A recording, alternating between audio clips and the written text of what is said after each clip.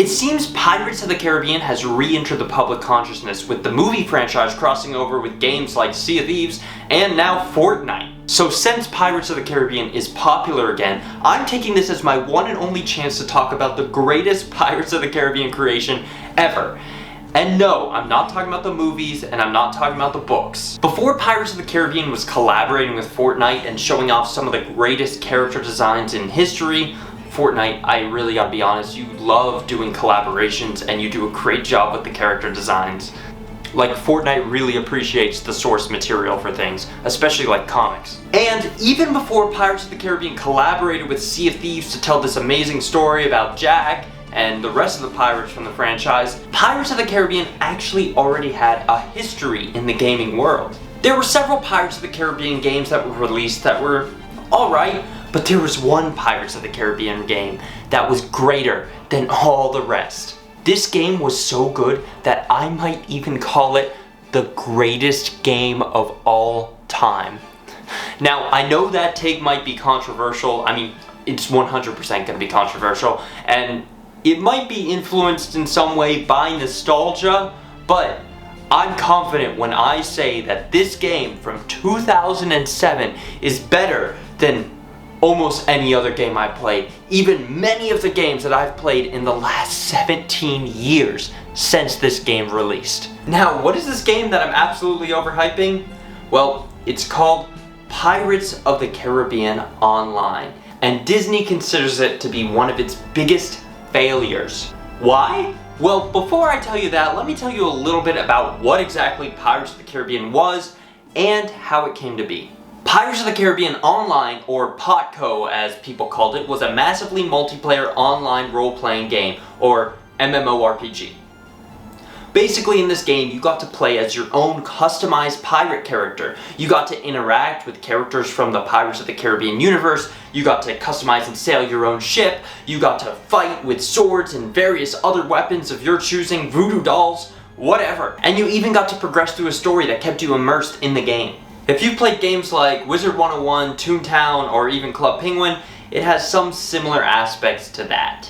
In Pirates Online, players had control of whatever they wanted. They could customize their character, customize their ship, style and name. They could start guilds, they could buy different types of ships, give things unique names, level up their favorite kind of weapon, and explore the world how they wanted. This freedom helped the game to feel unique in a way that many other games didn't feel at the time. And the games that did have this uniqueness, this customization, were games like WoW or Toontown. But those games didn't have the movie tie-in that Pirates did. So the mere fact that you're being immersed in this world that you've come to know and love made Pirates Online feel that much more special. Pirates was also lucky in the fact that it had the backing of Disney. Since Pirates was a Disney franchise, Disney saw this as a great opportunity to, utilize some of their characters to make a bigger profit and target children. So Disney ran Pirates of the Caribbean ads on their channels all the time. These ads would emphasize the fact that you would get to play in this amazing world for free. Up to level 20. You could only level up to max level 20, and then they'd cap you there. So, then you'd go begging to your parents, please, I want to level up. Please buy me a Pirates Online membership. I know I already have a Club Penguin membership and a Toontown membership, and I know I already have all the Disney merchandise ever, but please, I need a Pirates Online membership. Please, I need it more than anything else. Now, normally these types of ads would have been hit or miss with children because, the corporate overlords don't always get what the kids want. They try to be hip with the kids, but they're not. However, the Pirates of the Caribbean ads on Disney Channel were always bangers. Every time you saw one on screen, you just got hyped and wanted to play the game. I mean, check this out. A new force of evil is arising. Every pirate must band together to fight his dark magic. Not good. Live the life of a notorious pirate as you join Jack Sparrow and thousands of players in Pirates of the Caribbean Online. Captain your ship, battle fierce enemies, live the legend. Play for free at piratesonline.com. Rated 10 for ages 10 and up. You're next. The only thing that ever came close to the Pirates ads might have been the Club Penguin ads, but those were oftentimes meh. Pirates ads never disappointed, and when you actually played the game, it didn't disappoint either. Like I said, you had full choice to do whatever you wanted. You could go off and do your own thing, or you could actually follow the story that was laid out for you. And the story was immaculate. Sort of. I mean, the main story, the overarching story is really interesting and fun, but there's a lot of grinding and some time-killing missions. But it's still a lot of fun. The game's story is supposed to occur between the first and second Pirates of the Caribbean movies because the game was supposed to release at the same time the second movie came out. However, it got delayed till the third movie came out.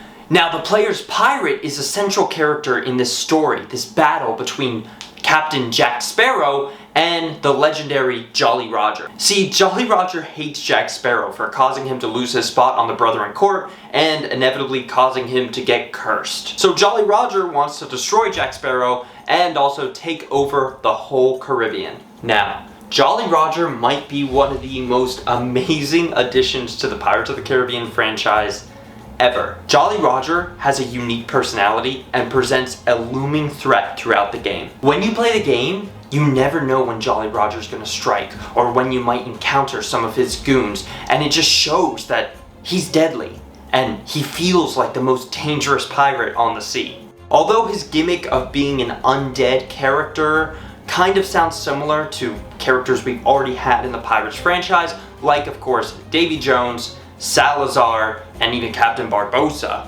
Unlike characters like Davy Jones, Jolly Roger can actually walk on land. He's not trapped on the sea. So this causes his threat to feel all the more greater because he can get you wherever you are. Plus, Jolly Roger doesn't just have one ship or one small group of pirates working for him.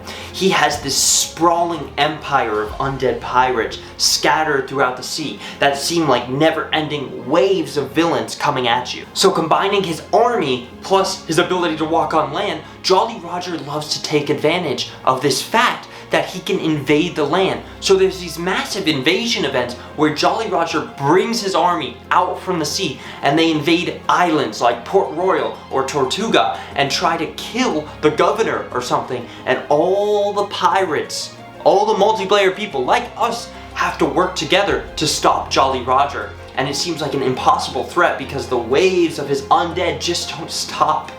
Those invasion events are probably some of the most hype moments in my life. Is that sad? I don't think so. I don't think that's sad. You can't say that's sad unless if you successfully fended off Jolly Roger. Only true pirates will know. Ignoring everything else, the most unique part of the game was probably the sailing mechanic. The sailing mechanic where you can maneuver the boat and fight against other boats at sea using cannons and different skills that you level up and progress through, while also having other players on your boat who could shoot cannons at the same boats you're shooting at and repair your ship from damage was amazing. Although the point of view of the sailing part might not be the most realistic because it doesn't have you right at the helm sailing, it has an aerial point of view. It is one of the most unique and well thought out things I've ever seen. To this day, I have not seen another video game even come close to matching the fluidness and greatness of the Pirates of the Caribbean Online sailing mechanic.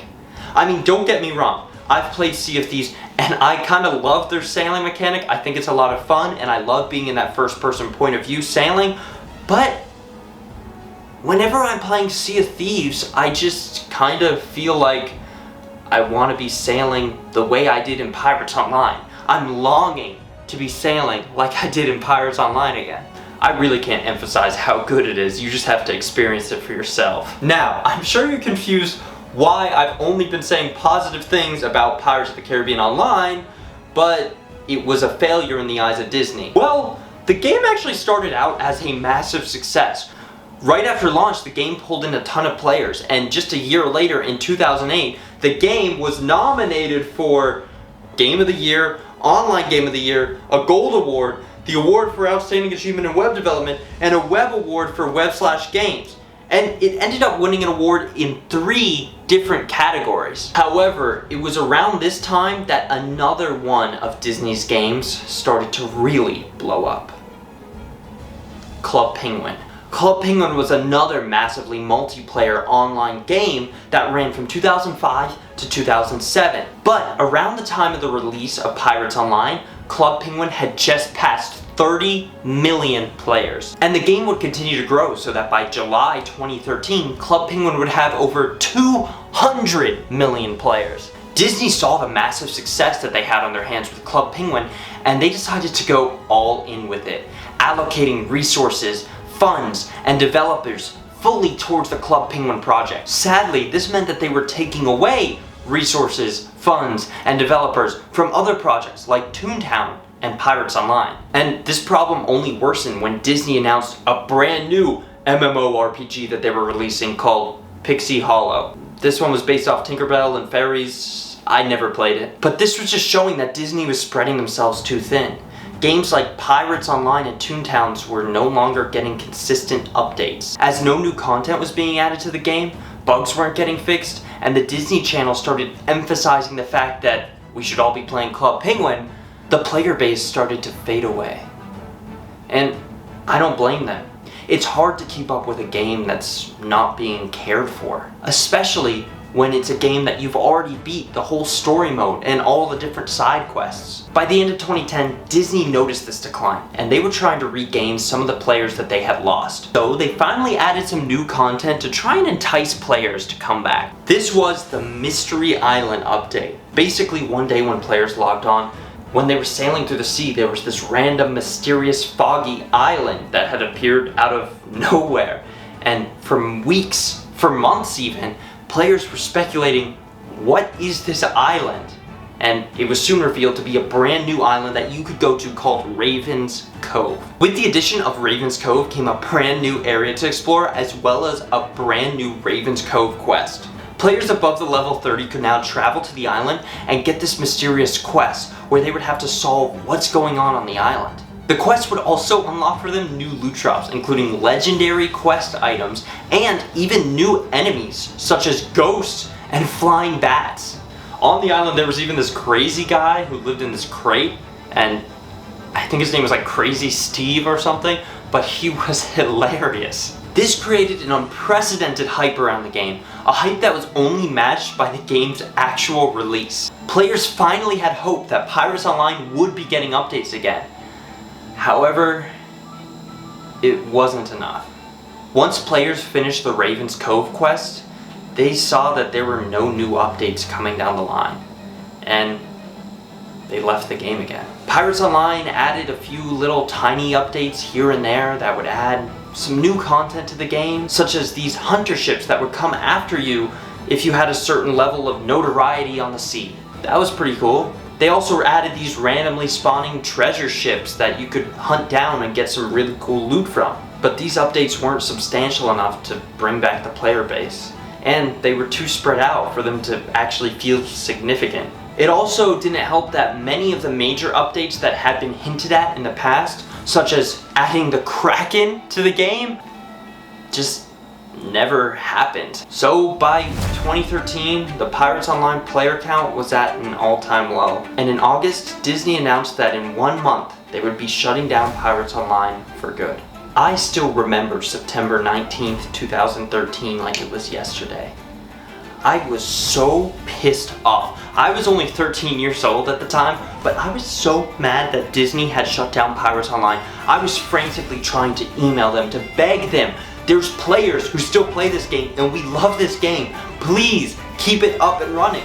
Please, Disney. Like, we love this game. There's no reason to shut it down. You're a corporation who has tons of infinite money. You can keep this game alive. It's not gonna break the bank to keep the servers up and running. But instead of listening to me, Disney chose to ignore me. And on September 19th, 2013, Pirates Online was shut down for good. I think that was one of the most upsetting things to ever happen to me at that point in life. So that's it. That's the story of how Pirates Online failed. And it's truly a shame because it was a great game. It was unique and fun, and it encapsulated what an MMORPG could be, but since the corporate suits saw that they had a game that could make them even more money, Pirates Online was neglected and forgotten. Well, not totally forgotten, because some of the biggest Pirates of the Caribbean Online fans actually got a hold of the game files from Disney and were able to put them back together and recreate the game. They launched it under a new title called The Legend of Pirates Online, and now you can basically relive those nostalgic days from your childhood playing as a pirate in the Caribbean. Or if you never got to live them, then now's your chance. You can join The Legend of Pirates Online and play as a pirate. I know I'm going to force my kids to play Pirates of the Caribbean Online with me because they deserve to know what an amazing game is. Also, the people behind The Legend of Pirates Online actually update the game, so that's pretty cool. But I want to hear what you think. Did you ever play Pirates Online? Was it actually a good game? And should Disney have shut it down? Let me know in the comments below, and I'll see you guys in the next video.